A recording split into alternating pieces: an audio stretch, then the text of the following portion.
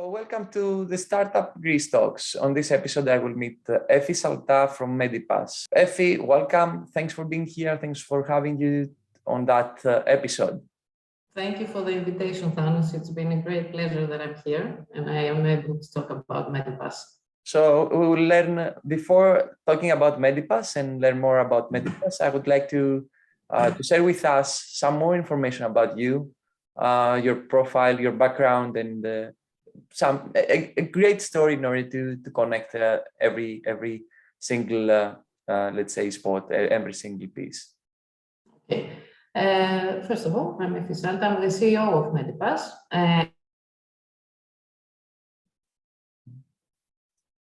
I was the customer success manager of Medipass, and having a strong oriented customer background, this helped me to identify the needs of the women that were contacting Medipass.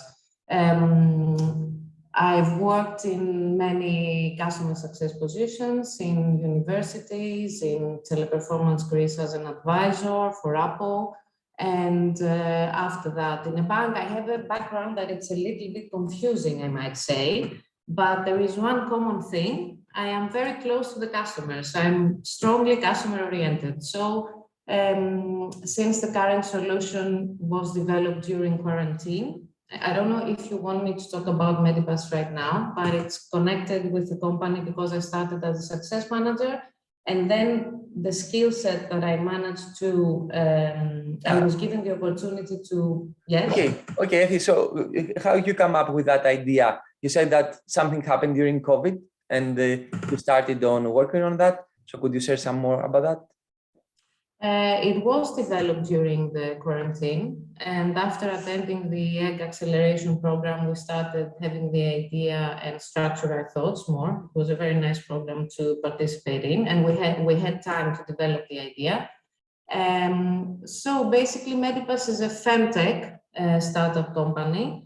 We are focusing on fertility and more specifically on the fertility journey. We didn't start as a Fem-Tech startup company. We started as a medical tourist company, but we pivoted because we understood that women need, more help in the fertility issues than in other medical issues, because the fertility journey is more stressful and it's longer. So I was the customer success manager. I was speaking with the customers, and at some point I understood that these women really need our help. So what Medipass does is we provide a data-driven solution to women battling infertility. That's the main aspect of the company.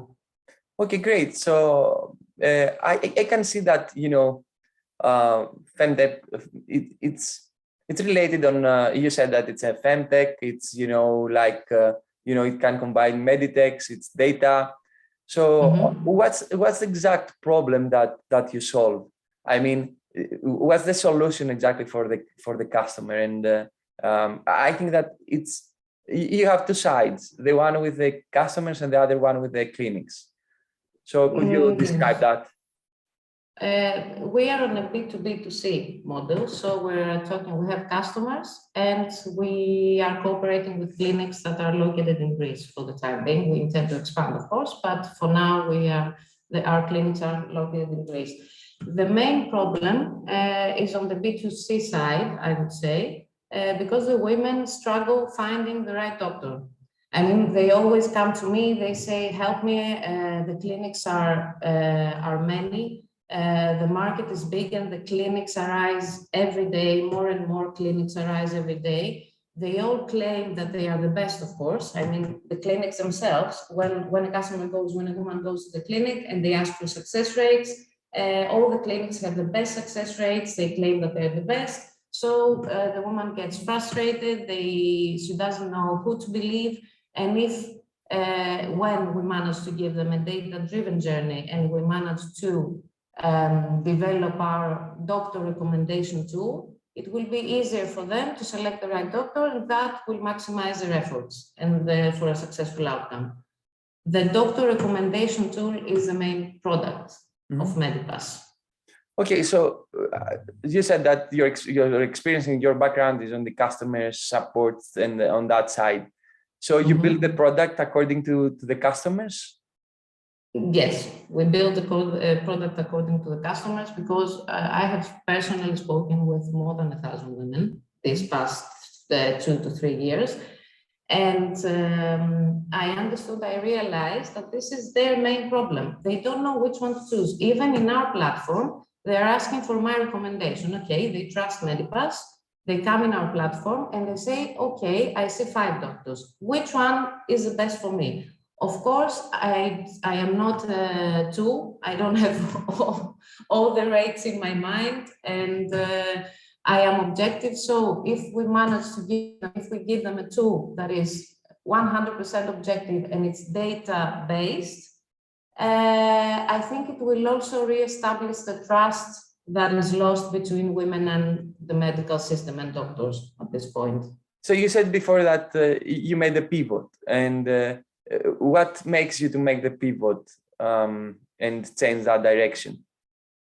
At the beginning, we had many medical treatments, orthopedics, we had hair treatments, hair restoration, yes. But they were very, how to say, our customers, they didn't need much help with this. I mean, they just wanted to go to the doctor, they performed the treatment and they left. So the journey was not long. It's not something that it creates so many emotions, let's say. And so we decided to pivot to fertility, since it's in a rising market as well. I mean, we saw the opportunity in a way, and we saw that the need is bigger in these customers. So yeah, I see. And you say about the market and the market need. So how big is the market, and what are the projections for that? For sure, we've seen that, you know, it's getting more difficult and more difficult in order to give a birth, and the whole situation is getting stressful for the couples. So how big is the market, and how you believe that it could be the next few years? Unfortunately, the infertility rates, of course, increase, unfortunately. And of course, if you combine that women and generally couples decide to start a family at a later age, we are talking about a market of 10 billion or else like 2 million treatments per year performed. So it is a big market, and it is a big need. You're talking about the global market? Yes, yes. Okay. You told me. Of course, we're not addressing the global market at this point. We're addressing the EU cross-border market, but yes, the global market is. So you see that there is a potential. I mean, this is going to growth. There are some projections on that. There are many clinics. I mean, clinics arise every day. Of course, for this, I mean, because of this, there are many competitors as well, and many competitors, they are focusing on the B2B model. I mean, they are using AI and cutting-edge technologies to help clinics improve their success rates by egg selection, embryo selection, and protocol optimization. So what we do is we optimize the fertility journey. So it's a completely different thing. Okay. So yeah, and you are, as you said, that you are a B2B, B2C, you use that model. B2B2C, yes. B2B2C, yeah. And how do you make money out of this model? For now, we're in a commission-based model. We are paid on treatment performance once the treatment is complete. Once we develop our SaaS platform for the doctors, we will be able to introduce a fee-based model as well. And this will help us gather the data, which is the main bet, to tell you the truth. I mean, our main concern now is to be able to gather the data from the clinics, so as to train the model, the doctor recommendation tool, and be able to extract the results that we're expecting. But in order for this to happen, we need to develop our SaaS platform so that we can be able in the future to take the data at the source and not have to go to the clinics, knock on the doors and ask for it. I mean. So is there any setup fee when you start a collaboration with the clinics or not? It will be. It will depend on the users of the SaaS platform and on the cases that will be in the platform, on the patients that the doctor wants to onboard. So it will differ from 250 per month to 900 euros per month. It depends on the size of the clinic as well, and the doctors and the users of the platform. So from my experience on that field, running a digital agency and having some customers on that field, I've seen that the customer acquisition cost is very, very high. And it's such a competitive market. So how you face it, and what's the competitive advantage that you share in order to get customers and to feed the clinics with customers and have the same time, happy, let's say happy, I would say customers, not patients. Customers, patients, Yeah, women, it depends, but it's mostly women. That's why I'm using women instead of customers or patients. Yeah, I like it. 95% is women. So for now, we have some marketing activities. They find us. We do not do anything directly to find the women, because the fertility issue is a little bit, they do not shout it, let's say. There are not many communities. It's something that women feel guilty about, and it's not something that you can really sell, and you're not supposed to sell. Mm-hmm. It wouldn't be ethical. So they find us through marketing activities, and we are trying to keep our doctors in a medical level in our platform, so that we can combine them. But once the recommendation tool is on, then I think it will go further up. Okay, and do you have any competitive advantage in the market? I mean that you have some specific countries as a target in order to get, because as far as I know, probably during COVID it wasn't easy for people to travel for that reason, that it was used to do that. It was a difficult year, yes. 2020 was the worst. Yeah, I think it was quite difficult, but I think that there is great interest for people from other countries to visit Greece and do that thing in Greece because of the law also. So have you any target market in abroad in order to say that, okay, we have focused in these markets at that time, or are you going to focus on that markets, or you are right now only based and focused on Greek market? For now, we're cooperating with Greek clinics, but we intend to expand in the EU as well, because we want to be able to help women in their home country as well. We don't want to be a medical tourism, medical fertility tourism company. We want to help women in their home country as well. We are targeting at this point mainly in the US and UK. We have many customers from the UK, probably because NHS is not so supportive. Greece is a very, very good IVF destination in general. The first one in Europe is Spain. We all know that. It's our great competitor as a country. But since we intend to help women in their home country as well and be able to expand and cooperate with clinics around the EU as well, I think that we can say that we can see the competition face to face. Also, from my experience with on that field, how easy is to deal with doctors and clinics? Not at all. It's not easy. They're not used. You go and you want to onboard them and you're making a discussion, but they do not really understand the need of technology, first of all. This is, I think, the main drawback in all the discussions. They are very good doctors in Greece. They're excellent doctors. We have high rates in fertility success rates. The success rates are high, but the doctors themselves are not used to changing things. When you propose another platform to use as their CRM, when you're talking about data, they're a little bit skeptical in the beginning, okay? Yeah, they lack some, openness, I think so, as far But they all want to stand out, so that's how you get them. They all want to stand out. That's a great thing. So they would like Greek doctors. I don't know for the rest, but Greek doctors they want to stand out and be the one that is doing things. So that's the key for getting that kind of let's say partners or customers, however you would like to say. So that's great. And how's it going so far? I mean, have you built any great pool of customers? How's it going? And do you have lots of partners? We have a growing revenue at this point. We have partnered with 8 fertility specialists with top clinics around Greece. We have a pipeline of about, at this point, 300 customers. And the fertility journey, that's why I'm insisting on the fertility journey, it's very long. I mean, a woman may think about it for 1 year. So the pipeline, it's always active.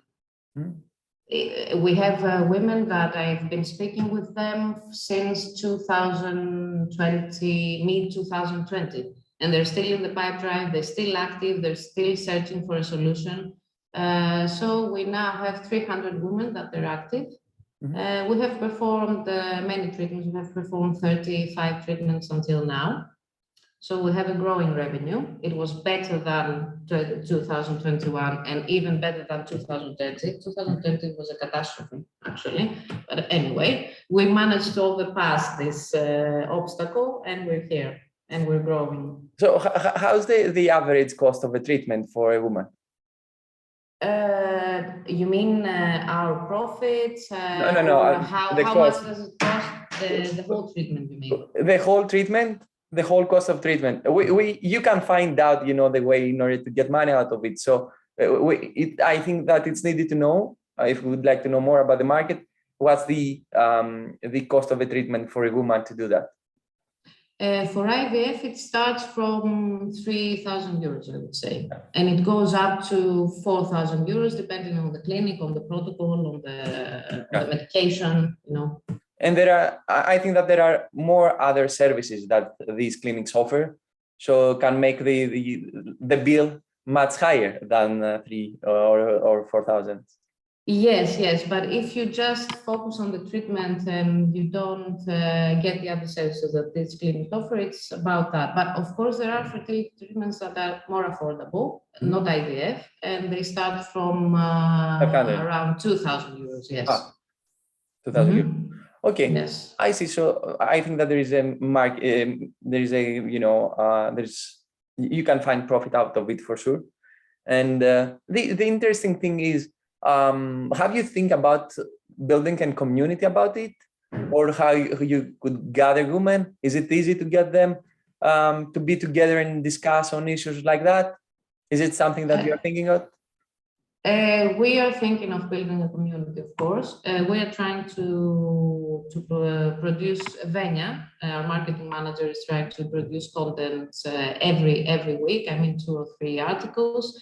And we are trying to convince people that fertility is not something that you need to feel bad about. It's like having a problem in your arm. You are not feeling bad for having a problem in your arm, but you're feeling bad for having a problem in your ovaries.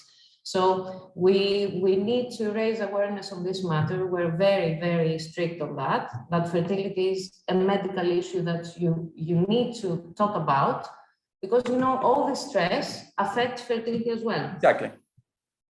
So this is a very, very huge bet to build a community so that women can be able to freely speak about their fertility issues with other women, with doctors, with us, with anyone they want.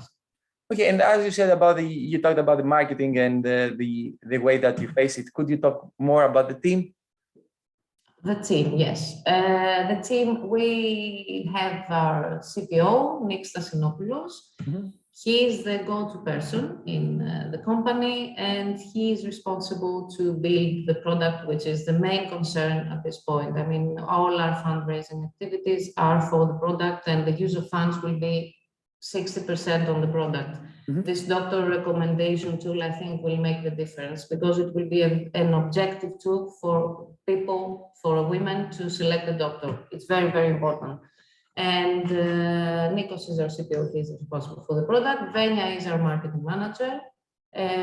She's responsible to make us attractive, of course, and to attract women in the platform, let's say.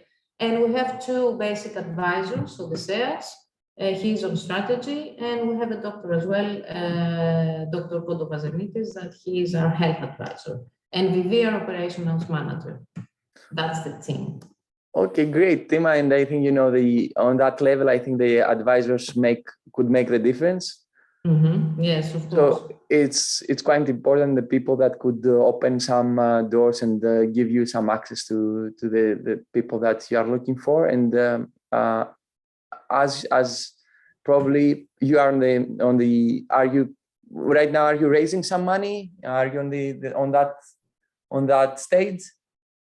We are on fundraising activities. We have made our contacts with VCs in Greece, of course, and we are in conversation with angel investors. Mm-hmm. We want to raise 300K for our first pre-seed round, so that we can say that in 5 years' time from now, we can have obtained an EU market share of about 2%. Mm-hmm. So could you please repeat, because I didn't hear, for the runaway that you have now is until when, and what will cover this round of funding? The 300K that we're asking, it's for 12 months. It's for 1 year. Mm-hmm. Yes. So you said in a total. So you said in a total in the next 5 years you would like to expand in all over the EU? Yes. We expect to raise a 300K in the pre-seed round, and that will guarantee a 12-month runway, even in the worst case scenario of zero income. So we have a 12-month runway with zero income. Either way, launching, of course, the product in 2023 will lead us to the next round. So we will take it from there. We take it step by step. So right now, do you have any early investor, friends, family, or something, or you just bootstrap on your own? We have investors in the team, friends and family, of course. They are advisors and investors, but basically bootstrapped. We had a state funding, of course, from Elevate Greece, which helped us immensely for 2021, so that we can automate a few things. We launched the new site, so it was a huge help for us. And now we believe that within the year we will raise funds and be able to continue. Okay, that would be great. And so I think I have seen that there are too much noise. I mean, not too much noise actually, but huge VCs are investing on the field. So have you seen what's happening in the US on that field? Because I've seen that too many things, and there are too much money on the field of fertility, and they are approaching that issue in different ways, and they are investing on that. Could you share some knowledge on that? Of course, the US market is huge. I mean, we're talking about investments of 9, 10, 20 million for a first round. So it's the main thing what separates us, and we can say that we're different, is that they're investing, as I said before, as I mentioned before, on a B2B level. They're going to the clinics, and they're using this technology so that they can replace the embryologists in a way for embryo selection and things like this. So we don't have many direct competitors, I would say. I don't know if that sounds good or bad.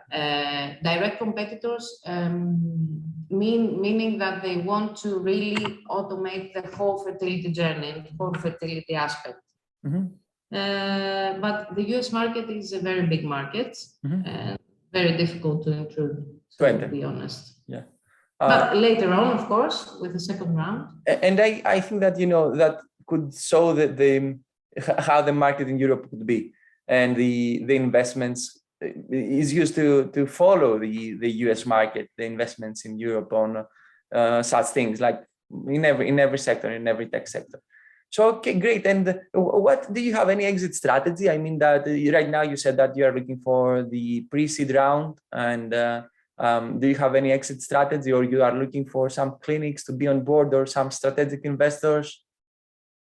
We are looking for, we want to expand on the network. The main bet at this point is to get the data. I mean, we want to get the data from the clinics. We have been in discussions. They are very optimistic. They want to give us the data, but of course, another problem of the doctors is that the data that they have from the cases are not consolidated. So they say, okay, we can give them to you, but we don't know. I'm being, just I'm oversimplifying things to be. So they need help consolidating the data so that we can get the data, train the model, and be able to develop our product. We don't have an exit strategy, to be honest, at this point. We're not thinking about it. We're thinking about product, expanding our network, and to raise the first fund through angel investors or directly through VC. How big you see that you're gonna be in the next few years? What's the vision and the goal?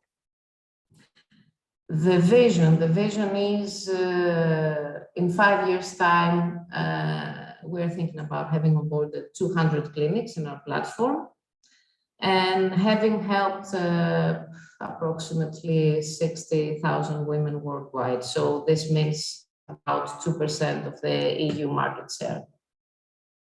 Okay, that's great. So, and of course, it's very great that you are doing, and it makes an impact. So you could say that it's also an impact tech. So on that point, I would like to thank you for the opportunity to share with me and with the audience what you're doing. I would like to wish you the best and to help as many people as it possible in order to give birth and babies to the world. So on that time, I would like to ask you to share with me and the audience your favorite quote. My favorite quote. Okay, my favorite quote. So, although I would say that I'm not a religious person, my favorite quote is from a prayer. It's very known, it's very famous, but I really love it. I think it applies in many sectors of life. So I'm addressing myself and not God. So it's give me the serenity to accept the things I cannot change, the courage to change the things I can, and the wisdom to know the difference. Okay. I love this quote, so I think it applies in many sectors in everyone's life. If we manage to know the difference for the things that can or cannot be changed, I think we will be happy in a way. So yeah, that's great. That's great to hear from a founder, to share that quote, and with that, special, let's say, mentality, and quite important for our life and for our future as our humans. So thanks a lot, and wish you again the best. Thank you very much, Samus. Thank you. Nice to meet you. Thank you.